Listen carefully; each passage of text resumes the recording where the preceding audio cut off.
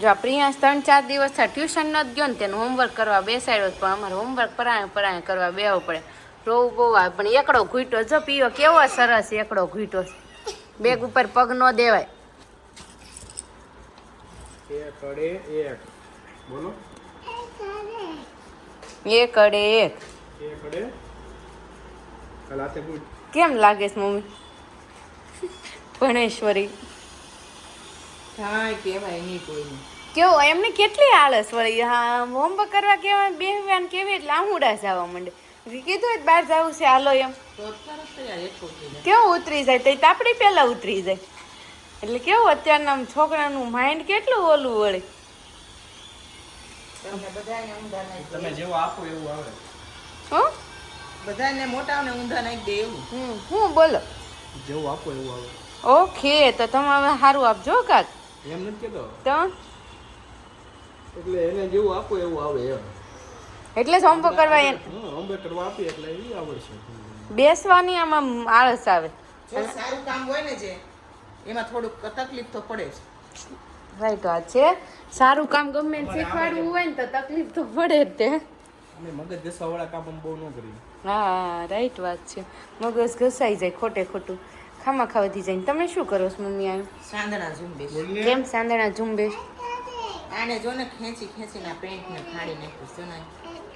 હા જો ને ત્યાં કેમ કરતા ફાટી ગઈ? આ દોરડા છે તેમ કા કપાઈ નાખાય. કાપી નાખો ને ભાઈ એનું કઈ કામ નહીં એટલા બધા લાંબા દોરડા. હાલો શું કે છે હાથ નથી પકડતા મમ્મી કે મૂકી દો તમે. એને મને એમ કીધું ને હું જાતે ઘૂંટી વાળી છે. કામ પીયું બધું જાતે કરશો ને. ચાવી જાતે નાખી હોય ગાડીમાં. ગાડીની ચાવી તું ઓલું કર, ગેટ હાથે ખોલ, કાંઈક વસ્તુ લેવા જાય તો હાથે લેવી હોય, સ્વિચ હાથે ચાલુ કરવી હોય, પાણી હાથે લેવું હોય, શાક હાથે લેવું હોય તો હોમવર્ક એ હાથે કરો. ચાલો એટલે બધું કામ જાતે જ કરવાનું. પછી એક જ કામ બધું કામ કરો ને એક કામ ન કરો એમ ન હાલે. હાલો જલ્દી હાથે કરવા માંડો. એ કેવું ખબર કેવી પડે સો એમ તો હોય કાકી આપણે કરી દેવી તો ના પાડે. પગલું સોનિયા જો અહીંયા પગલું સણિયાનો ઓર્ડર અપાવવા માંડ્યો. કેમ હે મમ્મી કેમ પગલું સણિયાનો ઓર્ડર આવવા માંડ્યો? ખબર નહીં બેન હવે મારે શેનો ઓર્ડર આવે. ચાલુ જ રહે એમ ઓર્ડર કાંઈક કે મંગાવી દેવી. તો ચાલો આપણે ઉનાળાનું પણ ગળામાં ખરાશ નથી જાતી મમ્મી. કેટલા દિવસથી ખરાશ છે એમને આવા છે એની છે ખબર નથી પડતી. સારા છે ને કેટલા 50 રૂપિયા 110 નો એક. સારું કહેવાય હો મંગાવી દેજો. ચાલો આપણે કન્ટિન્યુ કરીએ ને. ભાભી ગયા છે તમારે સબસ્ક્રાઇબરોને મગાવવો હોય તોય કહેજો. હું પગલા સણિયા પગ ઘૂસણિયા હાલે લે બહુ સારા છે. પહેલા આપણે મગાય પછી લાવીને બતાવીએ ફોટો નહીં. ઓકે તો ભાભી ગયા છે ને બેનના ભાણિયાને રમાડવા. કેટલા દિવસો પછી ગયા. બેન નતર એમ કે ભાણિયો હાલીને તાર ઘરે આવતા રહે. કે માસી નહીં જાગે પણ આ ભાણિયો જાગીને દોડીને વયો આવશે ઘરે લાય માસીને મળવાનું થતા માસીને મળ્યો. માસી ગયા આજે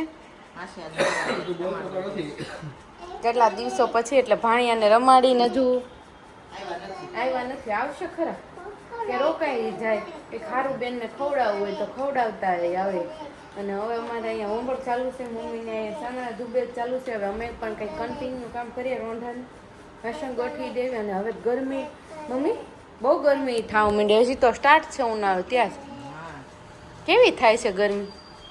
ગામડે કેવી છે? ગામડે કે હું હમણાં એ જ કહેતી ગામડે કેવી હશે? ઘઉંનું ખડું બહુ રહેશે.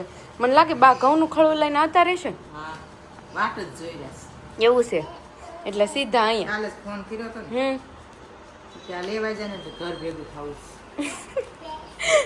ઘઉં આવી જાય ને ઘરે એટલે બાને સીધું અહીંયા સુરત આવતું રહેવું છે. કારણ કે ઉનાળામાં બાને અહીંયા વધારે મજા આવે. કોઈને જોતા હોય ને તોય કહેજો. અમે મનસ્વી ફેશન વાળા મેસેજ કરજો. કેમ કે બાને આ વખતે ઘઉં વધવાના છે. અમારા ઘરના વાડીના ઘઉં છે એક નંબર. અમે તો ભાઈ વર્ષોથી એટલે મમ્મી કેટલા વર્ષથી ખાયેલા. આપણે દર વર્ષે કોઈ લીધા જ નથી. ક્યારે લીધા જ નથી. આપણે કોઈ દિવસ લીધા જ નથી બહારના. એટલે બે વધવાના વર્ષના હશે. કરી. એટલે હું તમને કેવડાવીશ કેટલાના શું છે, પણ તમે પ્રી ઓર્ડર રાખજો કે તમારે લેવા હોય તો. મમ્મી જોવો તો આ. મમ્મી કયા ઘઉં આવ્યો છો? ટુકડી ટુકડી આમ ઘઉં કોણ છે. કર ટુકડી ઘઉં. ટુકડી ઘઉં છે. ઘઉં એટલે એક નંબર, એમાં પછી તમારે કાંઈ જોવા પણ નહીં હમ. એમ. એક વાર ખાય ને બીજી વાર નો ફોન કરે તો બને નહીં. અને હુતા હોમવર્ક કરાય એ તો આ 2000 ની સાલ હાલે છે. એટલે એવું છે.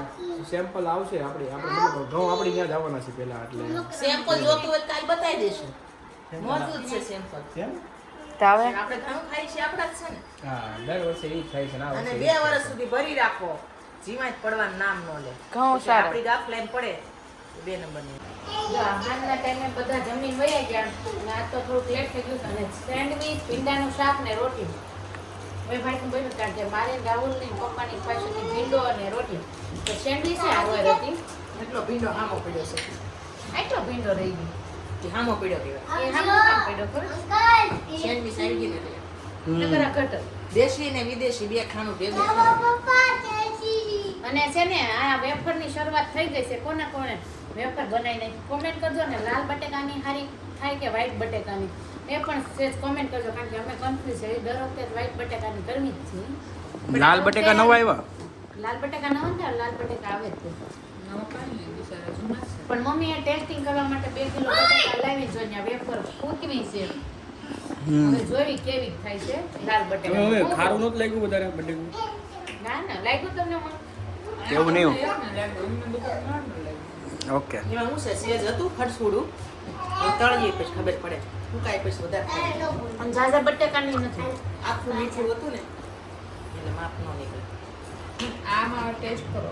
એટલે એ તો બહુ સરસ છે. એ બહુ સરસ લાગે.